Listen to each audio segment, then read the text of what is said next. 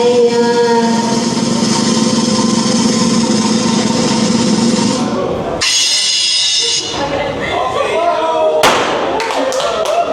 Hello, hello. Speaking of, ito ang bago naming new demo unit na CBR 650 E-Clutch. Siguro, i-unveil natin ang isa. Okay? isa pa pong drum dyan, sir. 1, 2, 3.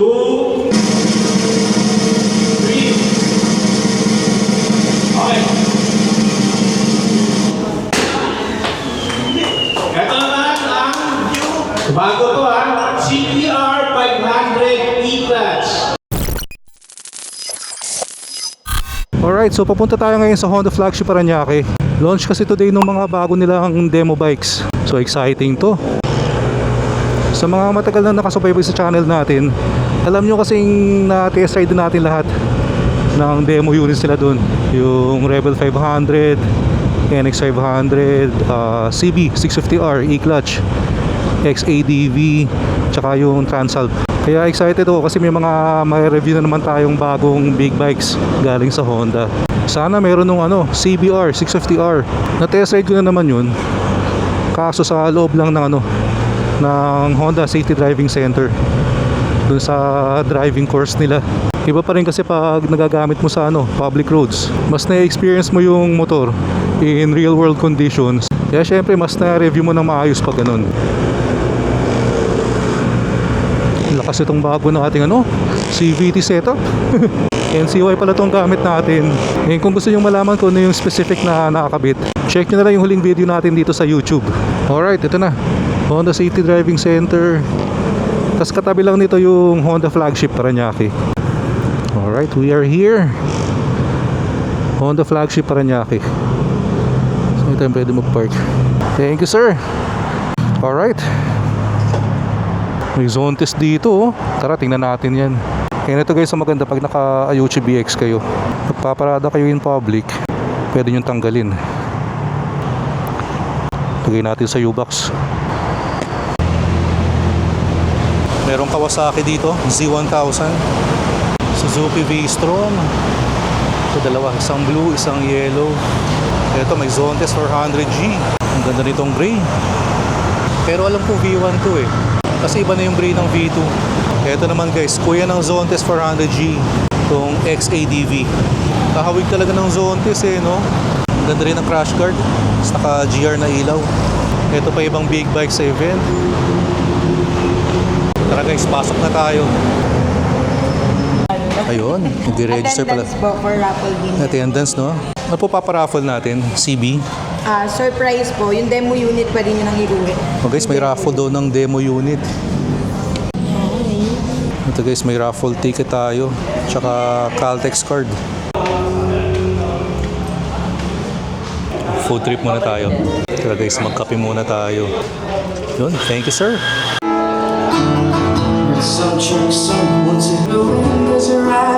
Paborito natin to guys.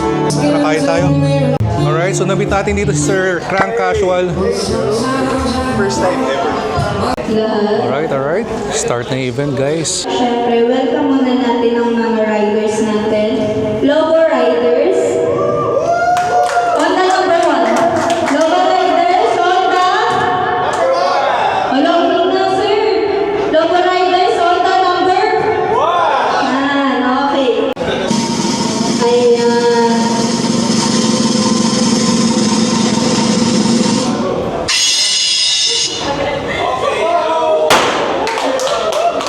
Hello.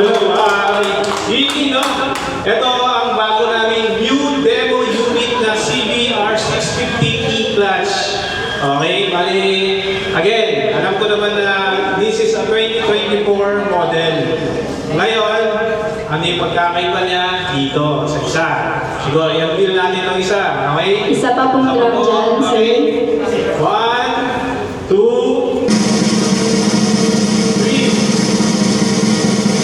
Okay. Ito naman ang bago to CBR 500 E-Clutch. Okay? Dati kasi ang 500cc ay manual lang po. Okay? Ito po, meron tayong CBR 500 bagay na bagay po ito sa yung mga baguhan, new neophyte. Okay? CBR 650, first rate, ano? Ano yung mga...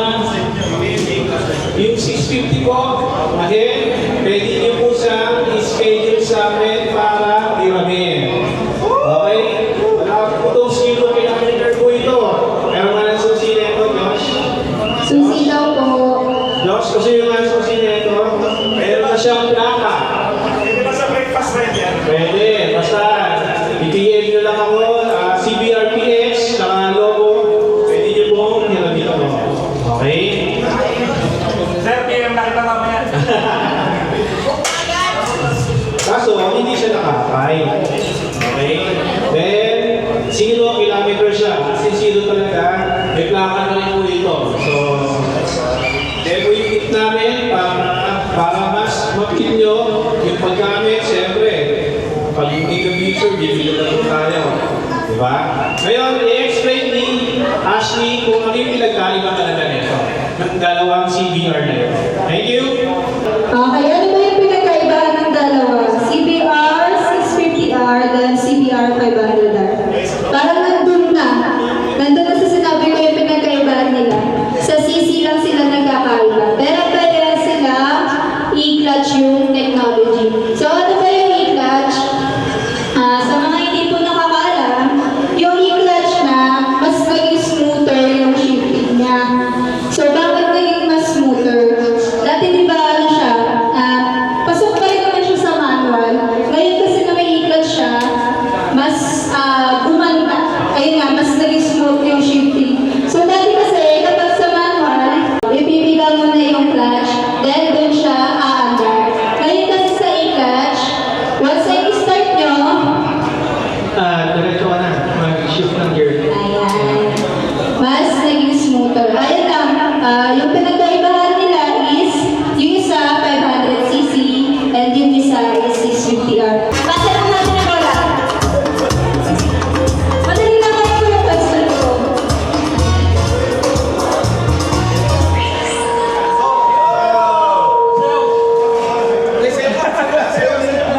Ayan, sino po makakuha ng bola? Ayan, ang question ko sir, ano po yung E sa E-clutch? Okay, background, sir, ano po name? Sir Boy, ano po yung letter E sa E-clutch? Electric po ba? Isa pa. Ano po name na sir? Sir, malaya na yung E sa E-clutch. Ayun, nakuha ni Sir Electronic, Sir Amber. Sir Josh, Number 13. Madam. Number 13, 1-3. Sir, ano po, sir? Ayan.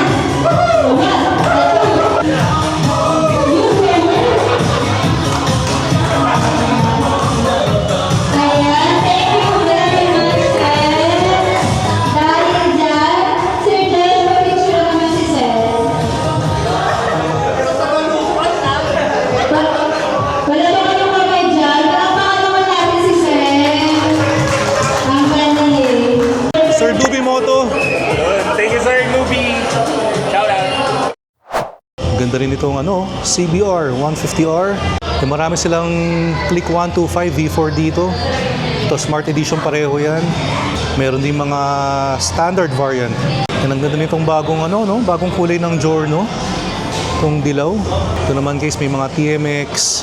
Ayan, may Honda Navi. Ito naman yung bagong kulay ng Navi, yung color pink. Alright, yung mga Honda Beat din dito. Hawak mo ang Beat. Then, meron dito nakasiksik sa dulo. ADV 160. Road Sync to Nakatago, no? Puntahan nyo na yan guys dito. Yung sobrang daming ADV 350. Ang sign yata to May marami ring PCX. Meron pa palang ADV 160 dito. Itong matte white, ito yung road sync variant. Pag yung glossy white kasi yung nakita nyo, hindi road sync yun.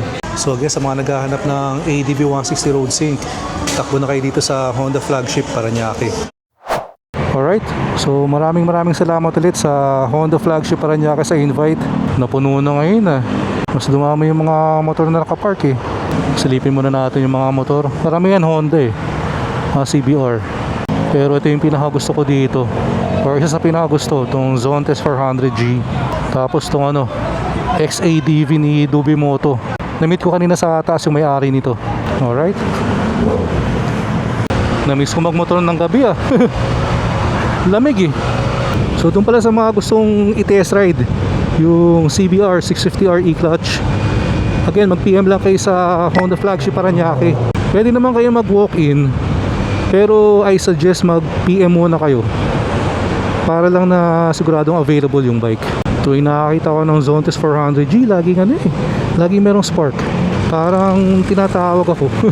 Kaya lang sa pang naiisip ko, pag nag-Zontes 400G ako, medyo hawig din itong ADV 160.